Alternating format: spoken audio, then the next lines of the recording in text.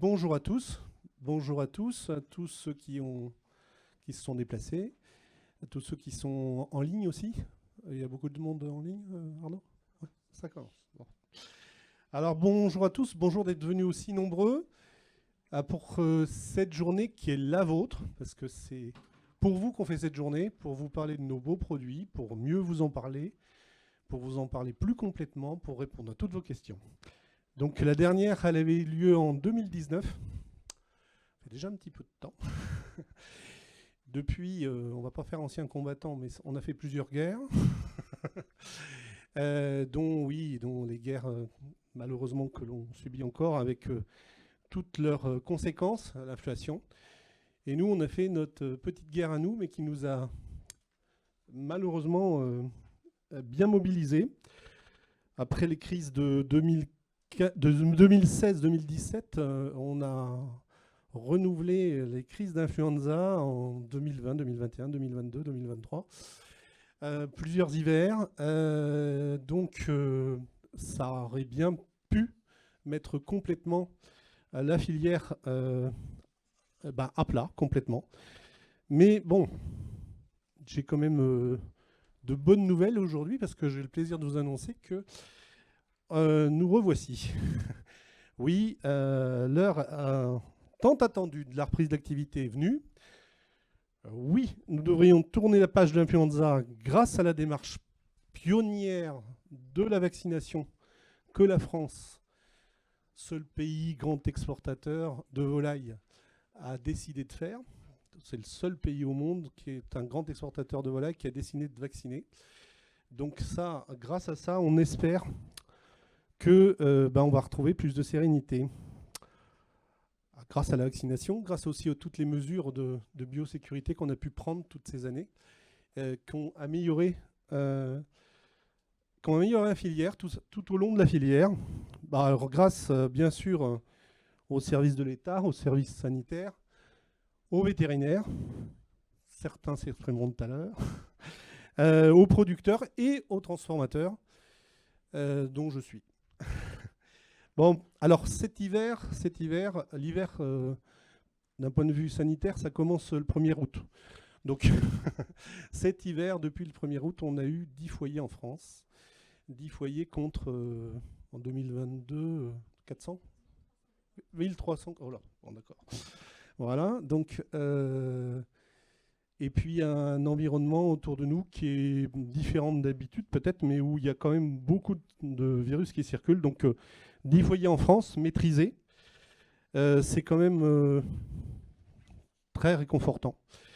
Alors, on n'est pas encore complètement arrivé à maîtriser l'ensemble de cette vaccination, qui est quand même une nouveauté. On est encore en acquisition de connaissances. On a franchement besoin encore d'apprendre, mais on a quand même la bonne satisfaction de n'avoir eu que 10 foyers. Et ça, je pense qu'on peut tous s'en féliciter. Alors, c'est une grande chance pour les Français qui aiment nos produits. Ils sont 92% à consommer du foie gras. Alors, je vous avertis, dans l'après-midi, on va vous donner beaucoup de pourcentages, beaucoup de chiffres. Donc, bon. 92% à consommer du foie gras, 84% à consommer du magret et 75% à consommer du confit. Et donc, on est très content de pouvoir leur en redonner à tous. Nos produits sont très attendus et sont très attendus sur vos cartes. Donc, je voudrais que vous en soyez persuadés à la fin de cette journée et on compte sur vous. Ce sont des symboles de la gastronomie française. Ils ont une place sur vos tables. Ce sont des atouts de taille pour les mettre en valeur et pour mettre en valeur surtout votre savoir-faire avec nos beaux produits. Alors je dis souvent, et vous allez encore m'écouter plusieurs fois dans l'après-midi en live et puis en film, vous dire qu'un touriste qui découvre la France, il a envie de déguster du foie gras, parce que déguster du foie gras, pour lui, c'est aussi incontournable que de visiter la Tour Eiffel, les Champs-Élysées Et j'ai même rajouté Notre-Dame pour Arnaud. Alors, ouais, Notre-Dame, on est en train d'enlever les échafaudages, elle est en train de renaître de ses cendres. Hein. Et ben voilà, on est en train d'ôter les échafaudages, nous, et de renaître. Donc il faut être, faut pas oublier ça. Un touriste qui vient visiter la France a envie de manger du foie gras, comme de visiter la Tour Eiffel. C'est quelque chose que vous pouvez redire et répéter à volonté. Bon, mais il n'y a pas que les touristes qui aiment le foie gras. Les Français l'aiment beaucoup. 89% en attendant fin d'année, 84% dans les moments festifs, Pâques, Saint-Valentin, Fête des Mères, Fête des Pères, pourquoi pas. Et 58% souhaitent le voir à la table tout au long de l'année. C'est bien cela dont on doit parler et pour lequel on compte sur vous. Vous avez sans doute déjà aperçu le chef Michel Roth, voilà, Nicolas Brunelière, je crois. Il n'est pas encore arrivé. Non. Qui nous feront l'honneur d'intervenir sur la table ronde. Guillaume Gomez, fidèle Guillaume, n'est pas parmi nous, mais par vidéo. Donc, je les remercie déjà. De précieuses compétences sont en effet là aujourd'hui pour vous accompagner et essayer de dresser un état des lieux de notre production, de la consommation, et de nous donner les clés pour remettre nos produits sur vos cartes. Alors, merci à Mathieu Lafay, directeur général d'Eurotoc, qui répond présent toujours quand on a besoin de lui, qui va animer cette demi-journée. Donc la rencontre va être articulée sur 3 thèmes. Petit 1, le renouveau de la filière. Donc là, on va vous dire dans quel état est la production suite à la vaccination. Il y a des gens très compétents qui vont vous présenter ça. La mobilisation que ça a dû entraîner sur le terrain, puisque c'est le travail quand même, comme je le disais tout à l'heure, de tous. Petit 2, nous évoquerons également les attentes des consommateurs en termes de foie gras, magret et confit. On a une enquête menée par l'Institut CSA qui vous sera présentée et des analyses sur la place de nos produits dans les nouvelles tendances de consommation. Et puis enfin, troisièmement, nous nous intéresserons aux atouts que représentent nos produits sur vos cartes. Enfin, on vous dévoilera un, j'espère, puissant plan de communication pour relancer tous ces produits. Alors pour commencer, parce que j'ai déjà fait très long, j'ai essayé de m'inspirer de mon président, mais je ne sais pas si j'ai fait aussi bien. Pour commencer, on va regarder une vidéo qui va nous emmener loin de Paris, voir des gens qui sont passionnés par leur métier et qui défendent cet emblème de la gastronomie française que sont nos produits. Alors, merci à tous et à toutes de m'avoir écouté, supporté. Vous n'avez pas fini parce que je vais pas vous débarrasser comme ça, je vais revenir. Mais en attendant, on va regarder ce film. Le foie gras, ce sont des milliers d'hommes et de femmes qui font leur travail avec amour. La personne, elle vient nous voir et dire « Damien, on s'est régalé avec votre magret, on s'est régalé avec votre foie gras ». Et c'est ça qui est fantastique. C'est le savoir-faire depuis des générations entières. Je pense que le canard est en train de changer d'image auprès des gens et aussi auprès des jeunes. C'est un produit noble, de luxe, qu'on s'attache à conserver et à bien mener du début jusqu'à la fin. La gastronomie française, sans le foie gras, ça ne serait pas tout à fait la même gastronomie.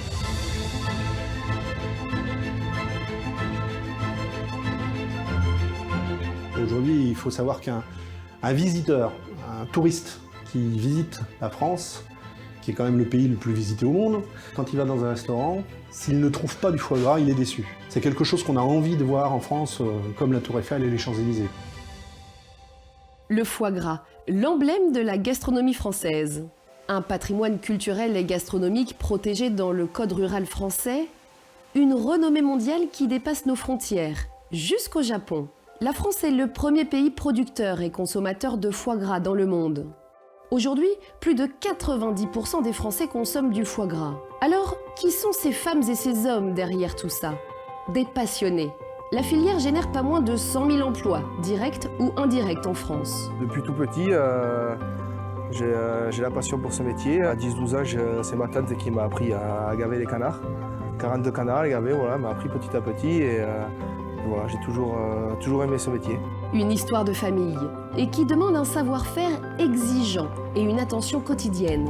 On reçoit les canetons à un jour, que l'on met en poussinière, chauffée, jusqu'à 15 jours, 3 semaines. Ensuite, ils sont déménagés sur parcours, où ils ont l'alimentation et l'abreuvement à volonté jusqu'à 6-7 semaines. Et à partir de la 7e semaine, on leur distribue l'alimentation pendant 2 heures de temps pour les préparer justement au gavage. Et au bout du 90e jour, nous les mettons en gavage. Je lui ouvre le bec, je l'embuque, voilà. Je regarde s'il a digéré, je lui palpe le jabot. Je lui mets la dose tout en massant pour bien faire passer le maïs. Voilà. Et je le relâche. En phase de gavage, ils reçoivent le premier repas qui équivaut à la même quantité qu'ils ont reçu le dernier repas en plein air. Et ensuite, j'augmente de 15 grammes par repas sur une durée de 12 jours d'engraissement. Le maïs produit sur l'exploitation est exclusivement pour l'alimentation des animaux. On le retrouve en élevage, mélangé en complémentaire, mais aussi en gavage. Le maïs entier est cuit avec un peu d'huile pour le gavage. L'anatomie du canard est faite qu'il y a un oesophage extensible, donc c'est pour ça qu'on peut le gaver sans douleur, comparé à l'homme qui a un oesophage cartilagineux, très rigide, où ce n'est pas comparable. Pascal, lui, s'est installé comme éleveur de canards à l'âge de 20 ans. Il fait partie de la 4e génération d'éleveurs et son fils compte bien perpétuer la tradition. Il a totalement rénové son bâtiment pour ses palmipèdes. Il y a le confort du bâtiment, le démarrage, c'est un bâtiment très lumineux, très aéré, très spacieux. Nouvelle technologie, puisque bon, ce bâtiment par exemple est piloté, on programme des mesures d'ambiance, de température, de luminosité. Et puis après, bien sûr, il y a l'accès au parcours extérieur. Donc je pense qu'avec des densités très raisonnables par rapport à ce que nous avons pu faire dans le passé, donc tout ça contribue au bien-être de l'animal. La filière foie gras contribue aussi à maintenir une activité pour les jeunes dans les territoires ruraux. Thomas vient de s'installer comme éleveur et a investi 200 000 € dans ses bâtiments. Je pense que c'est un métier qui est fait pour les jeunes. C'est prenant, il y a moyen de mesurer toutes ces performances. On ne travaille plus à l'ancienne, l'agriculture a beaucoup évolué. Je pense qu'on peut bénéficier d'un matériel très performant. Aujourd'hui, l'alimentation est automatique, régulation des températures, renouvellement de l'air avec des échangeurs qui permettent d'améliorer l'ambiance du bâtiment. Tout ça est géré par un ordinateur à l'intérieur du sas. C'est un grand confort pour nous éleveurs. C'est un pari osé pour un jeune comme moi, mais dans ma vie, j'ai toujours aimé prendre des risques. Et puis au fil du temps, je me suis rendu compte que c'était là où je me sentais bien, que c'était là où je me régalais. Ce sont des animaux que j'aime beaucoup et travailler avec du vivant, ça me rend heureux et c'est jamais pareil. Tous les jours, c'est différent et c'est ce qui fait aussi son charme. Ces bâtiments permettent donc de mettre les canards à l'abri, mais la plupart du temps, c'est en plein air qu'ils évoluent. Sylvie possède 15 hectares et sur 1 hectare, qui représente l'équivalent d'un terrain de football en superficie, ce sont 1500 canards qui se promènent. Là encore, les éleveurs ont à cœur de respecter le bien-être de ces animaux. Et ne manquent pas d'imagination pour adapter les parcours. Quand nous avons souhaité mettre en place notre production de canards, et pour moi ça me tenait à cœur, ainsi qu'à mon compagnon, d'avoir des animaux qui soient dans le plus grand confort possible. On a pensé d'emblée à des parcours rotatifs qui n'étaient pas courants dans le canard, c'est plutôt chez les vaches laitières en général, ce genre de choses. Et donc au lieu de faire 2 parcours, on en a fait 4, ce qui permet que tout au long de leur passage chez nous, pendant les 80 jours, on les change quasiment tous les 15 jours de parcours. Donc ça leur permet vraiment de s'épanouir sur des belles parcelles avec de la verdure. En matière d'environnement, par rapport à notre élevage, on a tout de suite souhaité mettre en place des haies bocagères sur le tour de nos parcours, ainsi que de l'agroforesterie. Le travail des sols est meilleur, ça donne de l'ombre aux canards, et puis après en termes d'impact paysager, on nous voit un peu moins et très confortable pour le canard. Après 80 jours dans ces parcours extérieurs, les canards ont fini leur croissance et sont désormais adultes, de vrais athlètes. La phase d'engraissement peut commencer directement chez le même éleveur, soit chez un éleveur spécialisé. En route vers une autre exploitation, le canard a toutes les attentions pour son bien-être, mais aussi pour une question sanitaire. Nous avons un élevage en plein air pendant une durée de minimum 3 mois, en total respect avec les attentes de nos concitoyens. Une phase d'engraissement qui dure quelques jours pour obtenir une qualité optimale des foie gras que nous aimons savourer derrière. Et ensuite tout un travail pour la transformation où la main de l'homme et la main de la femme est indispensable pour trier, pour révéner, pour préparer les fameuses terrines que nous aimons. Lorsque le canard est abattu, son foie est refroidi, trié, vendu cru ou déveiné et préparé. Le déveinage est devenu presque obligatoire dans toutes les fabrications. Voilà. Donc là, c'est un travail très minutieux à la main où on va aller chercher toutes les petites veines et pour que le foie soit vraiment impeccable en fabrication. En fait, dès que le foie est refroidi, ensuite, tout le travail est un travail de manutention, un travail manuel, où, en passant par le tri par exemple, les gens travaillent main nue, puisque là, on est obligé d'avoir ce contact avec le foie pour bien sentir la finesse de la pâte et bien l'orienter. Assaisonné avec du sel, du poivre ou des fruits, le foie gras est ensuite cuit et conditionné en bocal, en terrine, sous vide. Et cette passion pour ce produit de terroir, on la retrouve même au moment de la vente. Présent chaque semaine au marché, Damien propose des animations tous les dimanches avec des visites d'élevage ou des dégustations des coupes de canards. Ce qui me plaît dans la relation avec le client, c'est qu'on l'a en direct. En fait, c'est que lorsqu'on fait plaisir à quelqu'un, on le sait de suite. On a le retour qu'il a de suite. Et les trucs qui sont très demandés, c'est le foie gras frais, foie gras mi-cuit. Après, il y a côte de canard. Côte et le magret, qui sont les deux produits phares, les produits préférés, c'est ce que les gens viennent chercher. Et après, on va aller sur les confits qui sont traditionnels, confits cuissés en gelée, médaillon de foie gras, médaillon de magret. Aujourd'hui, 8 Français sur 10 mangent du magret. Et dans le canard, rien ne se perd, tout se transforme. Au-delà du foie gras, les magrets, les cuisses, l'ensemble des produits, l'aiguillette, l'ensemble des produits est transformé. Et aujourd'hui, on exporte même les pâtes, on exporte même les langues, on exporte, tout se mange dans le canard. Et puis en plus, c'est un animal qui a un duvet qui sert à faire des doudounes, des couettes, qui sont réputées dans tout le monde. 92% des Français jugent l'origine française du foie gras primordiale lors de leur achat. Alors, l'interprofession du foie gras a souhaité mettre en place un logo 100% français en complément de l'IGP Canard à foie gras du Sud-Ouest. Une première pour l'ensemble de la profession et suivie par la restauration. 10 000 chefs viennent de signer une charte d'engagement pour promouvoir l'origine française dans leur restaurant. Ce logo se décline sur les 3 produits de notre canard gras.